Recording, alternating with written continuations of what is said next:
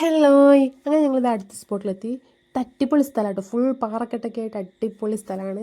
രാവിലെ 5 മണിക്ക് ഇറങ്ങിയതിനെ കൊണ്ട് വിശപ്പിൻ്റെ മുകളിൽ വയറ്റിന്ന് വന്നതിനെ കൊണ്ട് അവിടെ കണ്ട ബദാമൊക്കെ പൊട്ടിച്ച് തിന്നലായിരുന്നു അടുത്ത പ്ലാന്.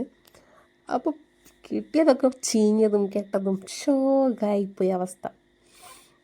എന്തായാലും ഒന്നെങ്കിലും നല്ല ഉണ്ടാകുന്ന വിചാരിച്ച് പിന്നെയും കുത്തി, നോ രക്ഷ.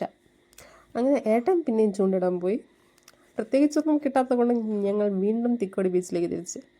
അപ്പോൾ തിക്കോടി ബീച്ചിലെത്തി ഒരു ചായയൊക്കെ കുടിച്ച് പിന്നെയും സെറ്റായി. അപ്പോൾ ഞങ്ങൾ 5 മണിക്ക് വന്നപ്പോൾ കടലിലേക്ക് പോയ തോണികളൊക്കെ തിരിച്ച് വന്ന്. അപ്പോൾ ഇതെങ്കിലും കോർത്ത് എന്തെങ്കിലും കിട്ടിക്കോട്ടെ വിചാരിച്ചിട്ട് തോണിക്കാർ തന്നതാട്ടോ ഈ മീൻ. അപ്പോൾ അതിൽ നിന്നൊരു മത്തി എടുത്ത് സെറ്റാക്കി ഏട്ടൻ എന്താ പിന്നെയും ചൂണ്ടിടാൻ തുടങ്ങി. വീണ്ടും പ്രതീക്ഷയുടെ കാത്തു നിപ്പായി. അതെ കൊമ്പൻ വീറുന്നുണ്ട്. ഒന്നും കിട്ടാത്തവൻ ഏട്ടൻ കുട്ടിയും കൊമ്പൻ തന്നെ. പക്ഷേ ഏട്ടൻ കുട്ടി എന്ന് പറഞ്ഞൂടാ, കുറച്ച് വലുപ്പമുണ്ട്, അത്യാവശ്യം വലുപ്പമുണ്ട്.